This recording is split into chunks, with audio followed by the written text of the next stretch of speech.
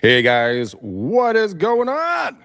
This is Everybody Has a Story. This is my new show. I'm pretty pumped about it. This is why I've, I've been in touch with a lot of folks, and a lot of people have so much to share with the world, but they don't think people are going to listen to them. They're too intimidated. Oh, I failed at this. I was too successful at that. People are going to judge me for this reason, for that reason. And so I've been kind of kicking this idea around for a little bit. And so this is my kind of my thought here is I'm going to go out. This is episode 1, and I figured that if I'm going to do this show as the host, then people need to know who I am, where I've come from, story of my life a little bit up to this exact moment of this recording. And then you guys can make a decision if you want to be honest with people around you or maybe be more honest to yourself. But here we go. We're going to launch in and we're going to start at the beginning. So my story is this. When I barely got out of high school. I mean, I got like a C plus, C, maybe C, C minus, C plus. That's kind of where I lived. I got a B plus one time. I was really pumped about that. A lot of folks are thinking like, well, that's pretty low bar. Yeah, it was 100%. But that's just the way that's how I got through high school. Thank God I got out of it. And then I went right out of high school, and I became a lift operator at Squaw Valley up here in North Lake Tahoe with my buddy. He and I had a house we rented on the Truckee River for the season, and it was El Nino because it was 1997. And we got up there, and we lived right on the river. We were either reading snowboarding magazine, playing snowboarding games, building jumps in the backyard, or working and snowboarding the entire time. We loved it. Had a lot of fun, a lot of great memories. And some of those things, like I took a year off right out of high school. My parents strongly encouraged me to go do that, so I did. So I went up to Tahoe, and that was a lot of fun. But prior to going to Tahoe, right out of high school, I was the night before I left, I actually moved to Catalina Island for a while, and I lived and worked on a Christian camp up there. I was doing land maintenance there. I had a blast. I got to go free diving every day, swimming every day, lifting weights in the sun. My house was literally 20 feet away from the ocean. It couldn't get any better, except my boss was a complete what. And so I called her a fat bitch, and well, that got me fired. So then I moved back from living on Catalina Island. And then I went to Tahoe, lived in Tahoe for the season in 97, like I said earlier in this conversation. Got done with that, and I really had nothing to do. I didn't know what to do. So I started working odd jobs here and there. I got a job delivering yogurt to at like 3:00 in the morning with my buddy Mike. That was pretty fun. Got done with work at like 8:30 in the morning. You're like, what the heck am I going to do for the rest of the day? So I went down to LA one time with my buddy Casey, and I was supposed to be in there for a weekend. I stayed for a week and a half, came back, got fired from that job. I was like, well, now what do I do? Then my best friend Lonnie, he looks at me and goes, hey, dude, because his dad owned an audio-visual company, an AV company that like did all the like TVs and mics and lights and everything for like convention centers and big events, right? So I started working in the warehouse, and man, I thought I was cool. So I go in, I start working, and now keep in mind, they created a grunt's job under a grunt's job under a grunt's job under a grunt's job just for me because I was Lonnie's best friend and his dad owned the company. So I did that for a little while. That was a unique experience. And then my dad came alongside of me. He said, Greg, are you sure this is what you want to be doing? I mean, are you sure this is what you want to be doing? I'm like, yeah, I'm hanging out with my friends, going fishing and drinking on the weekends. This is fantastic. He's like, why don't you come work in real estate with me? I said, real estate? That's for old people. That's what you do, Dad. That's a dad job. That's not a fun job. I want to be an actor in LA. And my dad looked at me and goes, mm-hmm. So we had this banter back and forth. Finally, I conceded, and I went and I was working on getting my real estate license. Now, what a lot of people don't know is it took me 7 times to pass the damn thing. A lot of people are like, it's an easy test. Well, I'm dyslexic and ADHD. So for me, reading and then comprehending the way they were, writing it out was very difficult for me. And so my 8th time on taking the test, I remember because I was working with the team already, but I was being paid $10 an hour to go basically drop off flyers and just do mundane stuff around the office. I didn't understand it, but I was also having to go door knock. Now I couldn't talk about price or square footage or anything, but I was still out there door knocking. So my 8th time, I got my license, and my dad was more excited than I was. And so now the real fun started. So I started getting into doing real estate, and my dad told me, when I should have listened to him. He said, Greg, I want you to go out there and I want you to become the condo king. I'm like, condo king? What the are you talking about? That's no fun. I want to sell multi-million-dollar homes like you do. And he's like, oh, stupid. He didn't say that, but that was his thought pattern, I guarantee you. So I didn't listen to him. If I did, my business would have taken off much faster. But my first sale was 1.25 million. And then I resold the guy's properties a couple of other times down the road, but that's not the point of the story. So when I got into the business and I'm licensed and I was a snot, let's be real honest about that. I mean, I had colored black and blue hair. I had an earring. I had a belt buckle that had a bottle opener on it. And I was smoking cigarettes. I was smoking like 1 to 2 packs of cigarettes at that time. Thank God I quit that about 12 plus years ago. Thank you. God, that's a horrible, horrible, addiction. And we'll get into that in a second. And so I started door knocking. Now, it wasn't just a little bit of door knocking.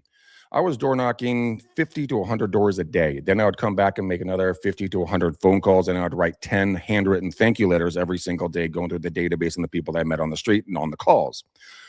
Built up my flywheel, starting to get buyers, going out and showing. I wasn't focused on listings too much in the beginning of my career. I was mainly wanting to do buyers because I like being out and about. It's like kids on Christmas, like they were just ripping the package open, having a freaking blast, right? So I did that, made some really good money, and I thought I was a baller. I mean, I was 23, 22, 23, somewhere in that ballpark. Bought my first condo. $300,000, and I thought I was the master negotiator because I got him down from 315 to 300. I laugh at myself sometimes, but I remodeled that and moved into it, lived in it for a number of years. Now at that point, I kind of picked up a little bit of a heavier drinking problem at that point in life because I was in, it was early 20s. You're an idiot when you're in your early 20s, and I recognized that there was a problem, and so I decided to say, okay, how do I mitigate this? How do I work around this, but still go out and have fun? I said, oh, I'll be a bouncer. My brother was a bouncer at a big club in Walnut Creek, California. It's in the San Francisco East Bay. And our capacity there was about 400 people. And my brother worked there for one night. And then I knew the head bouncer, Nate Hudson, who I grew up with.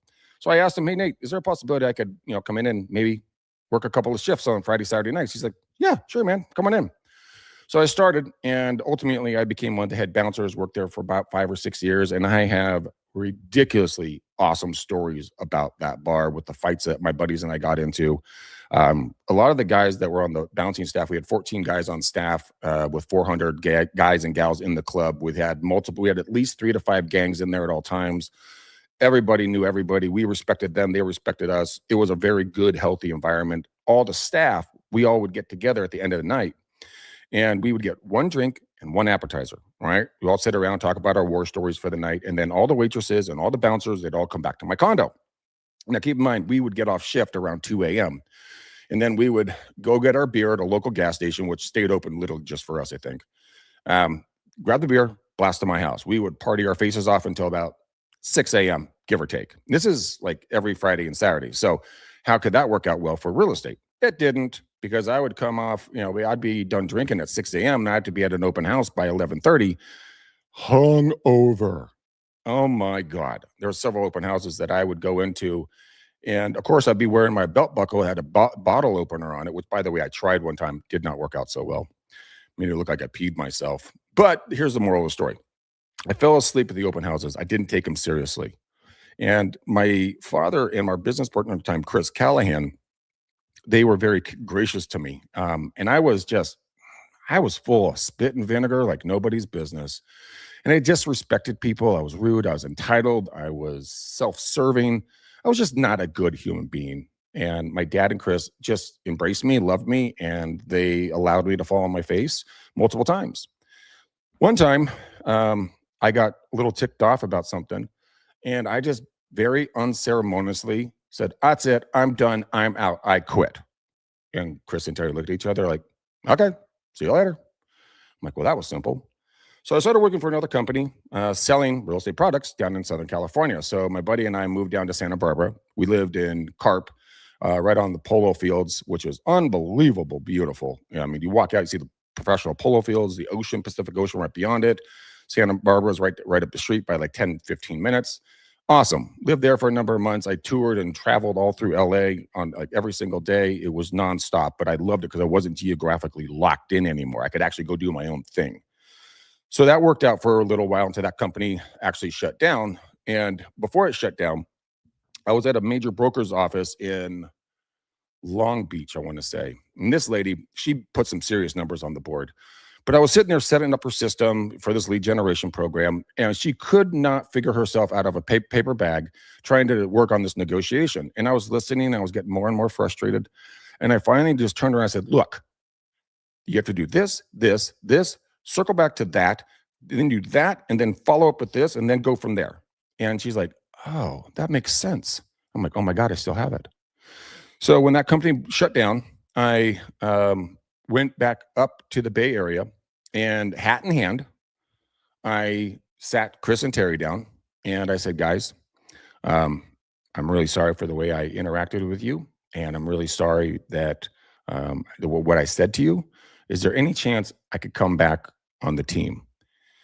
It literally took them probably 3 seconds. Felt like 30 minutes to me because I was scared to death. But they're like, yeah, sure. Come on back. I said, okay. So I did. But here's the contingency. I told myself at that exact moment that no matter what, I'm going to pay it forward to every human being I possibly can because it was grace and love was shown towards me. And that's where my show Real Estate Uncensored actually came from, because I wanted to make sure I could educate folks as much as possible, because I was been blessed with love and kindness and information, like stuff you'd have to pay thousands or tens of thousands of dollars for, and I got it for free, and I didn't even realize what I was learning. So I started doing the business, and I didn't take it lightly. I worked 7 days a week, and I couldn't afford a triple line dialer at that point. I could only afford my finger, just hand dialing. So I did that, and I did doors 7 days a week, 100+ doors. Didn't matter. And then I would come back and do the dials. Then I finally got a couple of deals, right? And that was the cool part about it. Now I could afford a 3-line dialer. Then 2008 hit. We lost so much business.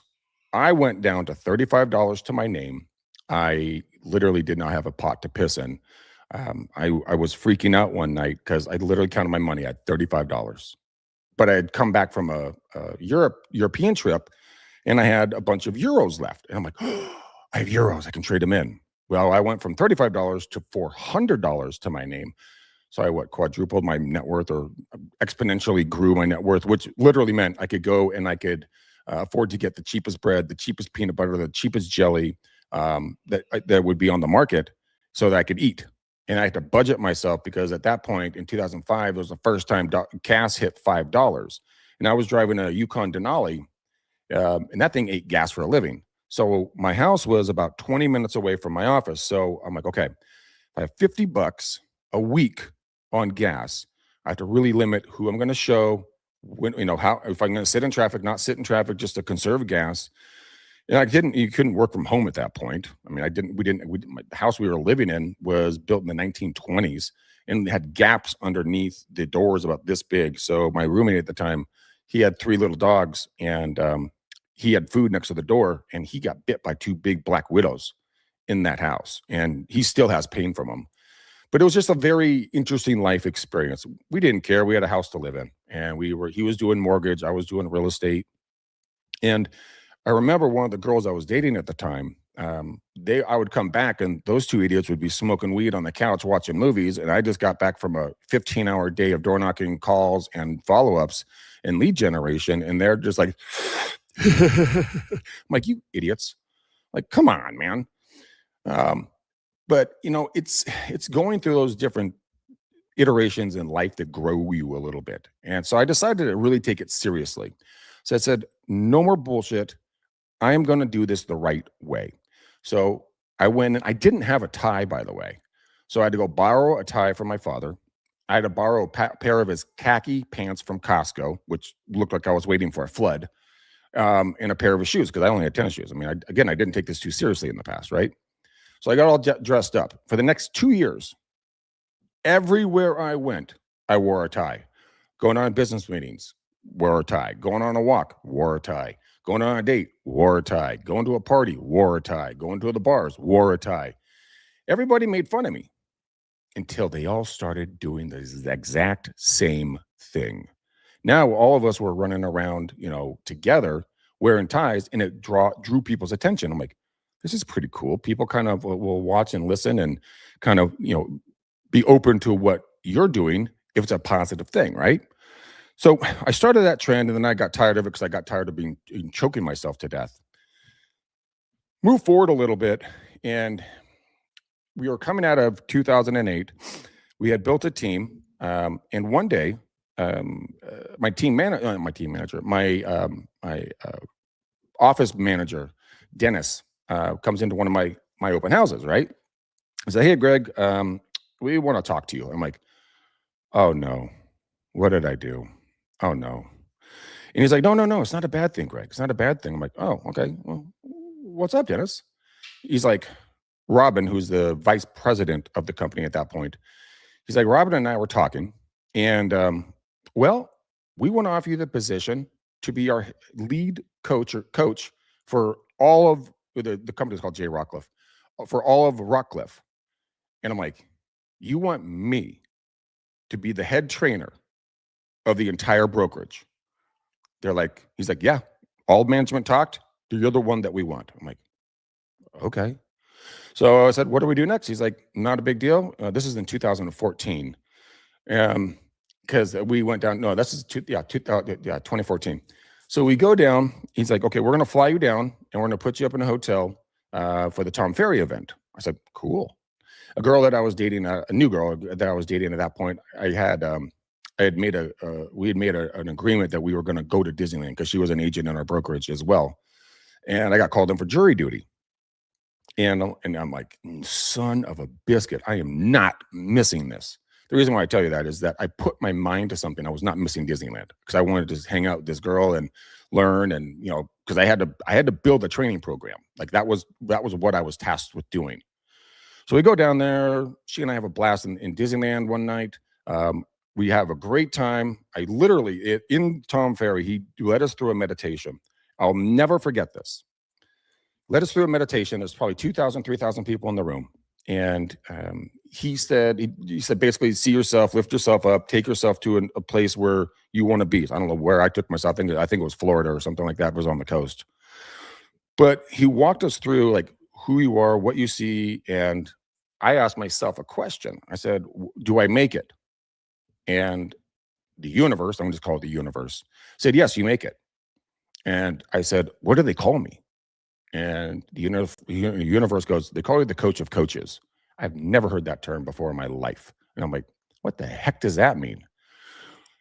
So I also saw myself in this nice modern home, big boat out in the back.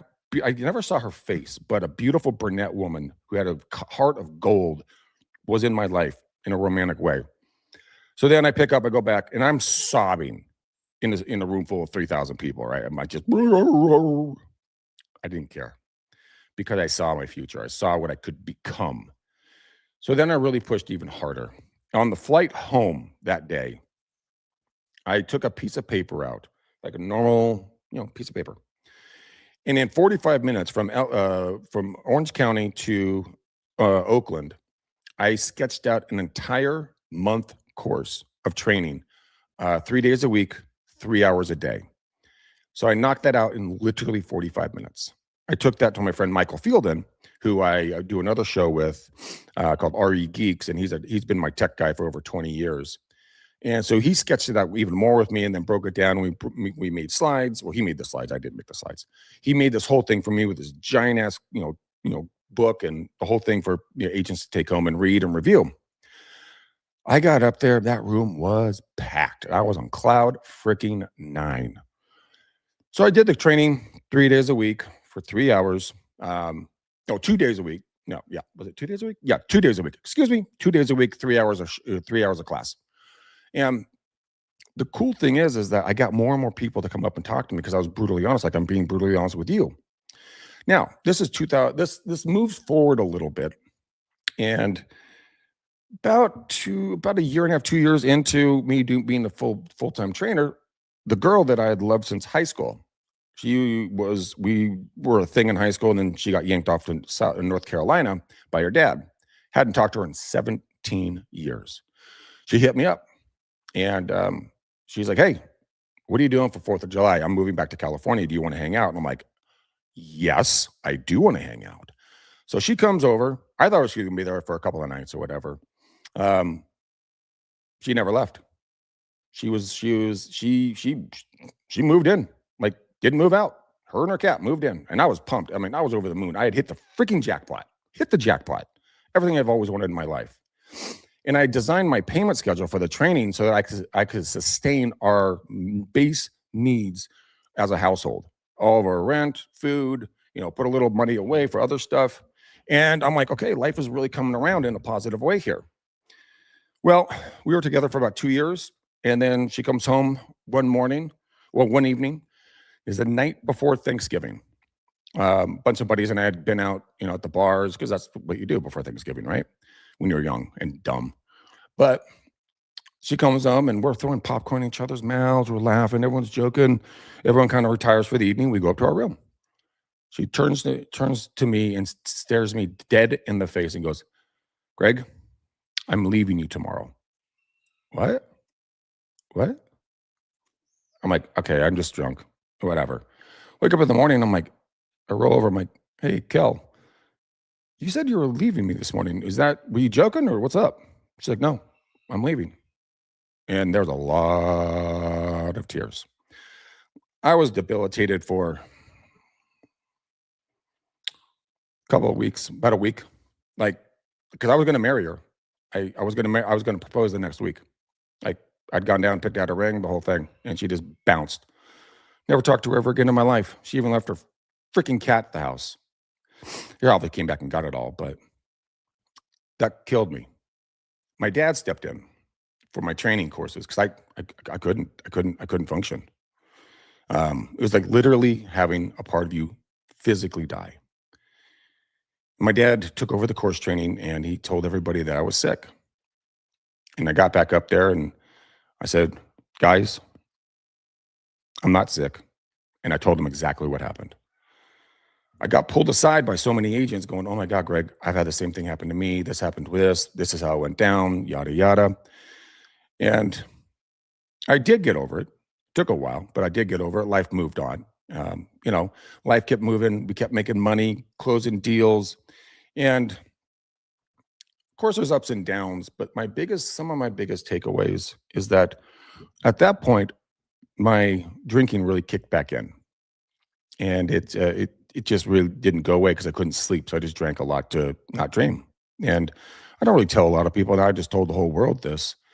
But I mean, when I smoked, I quit nicotine in literally 30 seconds because the girl that left on Thanksgiving said that she didn't like guys who smoked. I'm like, ping, not touching those again.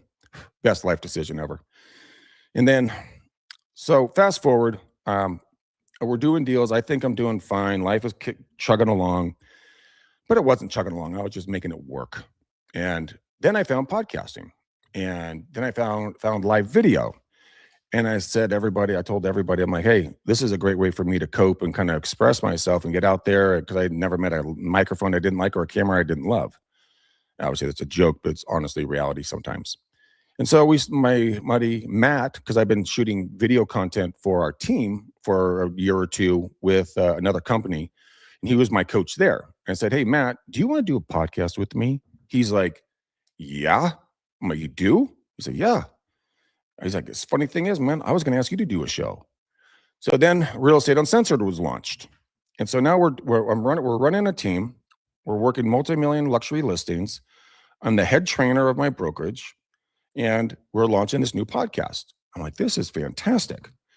Life is fun. Going out on dates with girls, hanging out with my best friends, living a good life.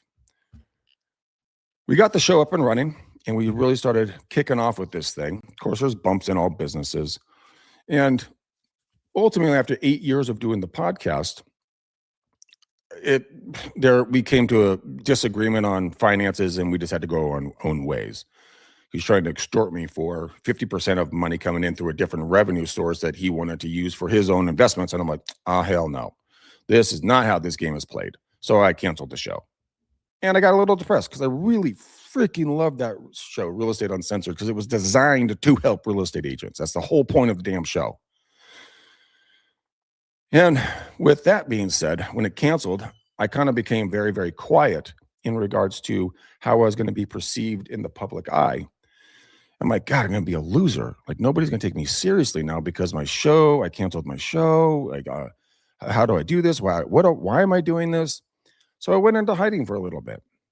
Now, during this time, I had met another gal. I'm not going to use her name. We're going to refer to her as the X. Now, she and I dated we recently broke up about 4 or 5 months ago per this recording. And we've been together almost 8 years. We were in 5 houses together. We got 2 dogs together. And one day, about four months ago, I think 4 months ago, she just turned to me one day. It was a warmer day. And we're drinking white wine, sitting on the couch, watching a cop show or something stupid. And she goes, "Why are you still here? This isn't your home. Leave. You're not wanted here." And I'm like, "What? What are you talking about?" She's like, "Get out. Just leave. You're not wanted here." Uh, really? Really? Uh, okay. So I stood up,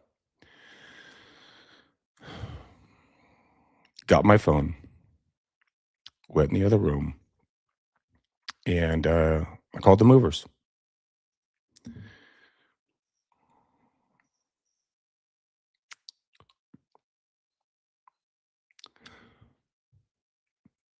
One of the hardest calls I've ever made. I was losing everything in one day. Lost my girl, lost my house, lost my two German shepherds. Keep in mind, those dogs, they went everywhere with me. Listing appointments, buyer showings, walking around everywhere. They were so good. Both of them would be off leash everywhere. They were my best friends. Went to the bathroom, they were in the bathroom. Went to the office, they were in the office. Went to the kitchen, they were in the kitchen. When the movers came and they packed everything up, I had to do the hardest thing I've ever done. I gave I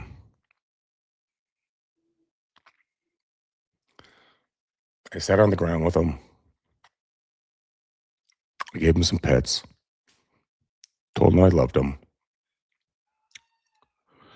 Closed the door, locked it,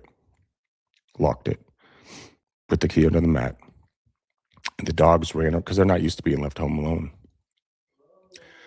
They went around and stared at me through the gate, fully expecting me to come back. I never came back. That one killed me.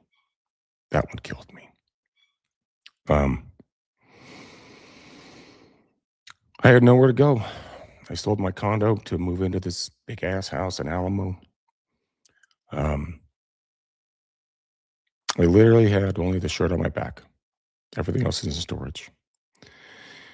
So I had nowhere to go, no one to be with, no dogs. So I hit the road. That's why I vanished for a little bit. Because if you don't have anywhere to go, what do you do? And I was reeling from what took place. And so I drove through, I think, 12 different states in about 30 days. I thought it was going to be really fun. Nah, it sucked. Now I put a good face on it, put some good stories out there, and had laughs and learned how to be on my own by myself in every aspect again. But something was wrong with my body. I was hurting, like from head to toe. I couldn't figure it out. So my parents have a property up in Grass Valley, big old ranch. And so I was in Reno and I couldn't sleep because my back was hurting me so bad that I was gonna go to South Lake Tahoe and spend a night down there and get some dinner, but I physically couldn't make it. I literally limped into their property, and I went face down in their back master for about a week. I don't think I even got up. I mean, they have a bathroom and a shower there. I think they force fed me some food, but I couldn't eat.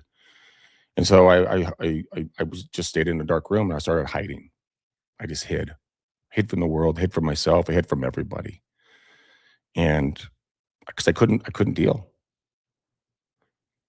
At that point, my parents and their friend Carrie, who lives on site here, they helped me through this. And the reason I'm telling you the story is that when you go through something traumatic in life and it's really killing you, like it physically feels like you're dying, you'll really see who your true friends are that show up. The people that really show up will blow you away because those are the people that will check in on you, say hi, how are you, what's your adventure, where are you going today, how's life, how you doing, yada yada. I have several core friends. One's Ashley, one's Paula, one's Bree, one's Casey, um, Sean. Um, oh God, there's a bunch of others that would check in on me daily and just kind of, hey pal, what you doing? So when I got back here, I started working on the ranch, helping out, and I've decided very emphatically that I am not built for farm life. I ripped off my arm, not physically, but I tore tendons and stress tendons in my right arm using an auger when I had a rock, and I couldn't hold up a glass of water for about a week and a half. I had to use both hands to hold up the water. Um, and then I rode a tractor. Doesn't sound like too bad, but I'm not used to tractors. And then it spasmed my back, and then I could barely walk for another couple of weeks. It sucked. So overall, farm life's not for me, but I've been around people in a healing environment that has truly transformed just my life. Being quiet, but getting goals set and getting my ideas of where I want to be in life. Where do I want to be? What do I want to do? How do I want to do it? Guys, I don't want to put another real estate sign up in my life ever. I hate putting up open house signs. I detest it. That's just me though, right? So what I'm doing is I'm building a virtual team, which I'm with EXP Realty, which you guys all know. And so I'm going to do virtual referrals, and I'm building an agent base up in different strategic marketplaces where I can do calls in and then refer them over to those agents, as well as I'm going to work with my friend Ashley, and she's a wholesaler, and we're going to do some wholesale deals together on the phones. If you guys have watched any of my live beers and calls, she's the Burnett girl that's with the other guys, or sometimes it's just me and Ash making calls. But I'm deciding to build my business like that, and also starting. Well, this is our first episode of Everybody Has a Story. RE Geeks, which is with Michael Field, and we talk about technology. And then I have my mornings with McDaniel, which I'm bringing back, and that's my inspirational, quick show, about 15 minutes or so in the mornings, going over some different fun topics, giving everybody a little pep in the step, a little, positive mindset, going from there. Because when I started it a number of years ago, I just did it as fun. I was just messing around. I was bored drinking coffee, and I didn't want to do any more real estate research, so I just started to do positive stuff. Right? Who doesn't need something positive in life these days? So I'm bringing that back. So I'm going to be doing a lot more podcasting and a lot more this like release work, non in office work. Right? I'm going to be remote. What are you guys going to do? What's your story? Now I don't know where I'm going to go from here, but I can tell you one thing: it's going to be on my terms. No longer am I going to be beholden to geographic locations, partners, or anything else. If people want to come along for the ride, I welcome you. If you don't like me or my content or the stories I just told you about my personal life, I skipped over a lot of them, by the way, because it would take too long to tell all the bullshit. But if you guys like that, hit me in the DMs. Tell me somebody that I should interview.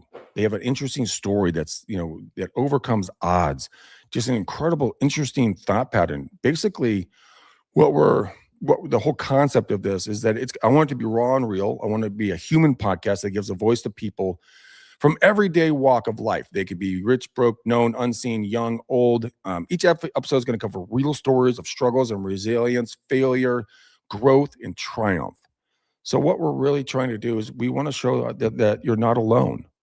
You're not alone. And a lot of times, You think you're alone. I mean, back in the day, I went to anger management because I was a mad kitten. All right. And, last year I went to AA because I had a drinking problem. I didn't have a drinking problem. I just needed to shut it off or shut it down a little bit. The people I was in the room with, damn, those fools have got a drinking problem, like 5 DUIs, wife beaters, all kinds of crazy stuff. I said, okay, I heard their stories. Why don't we all hear each other's stories so we can, relate and then support each other as we move through this crazy thing called life? Anyways, that is me, raw and real. If you have any questions about anything that you have heard today, or if you want to talk to me about a guest or you get yourself booked as a guest on this show, contact me at 925 915 1978. Again, 925 915 1978. That's my cell, guys. I'll take a text or a phone call. Hope you guys enjoy this. Have a blessed day, and thanks for watching the first episode of Everybody Has a Story. Until next time, boom, peace. Love ya. Bye.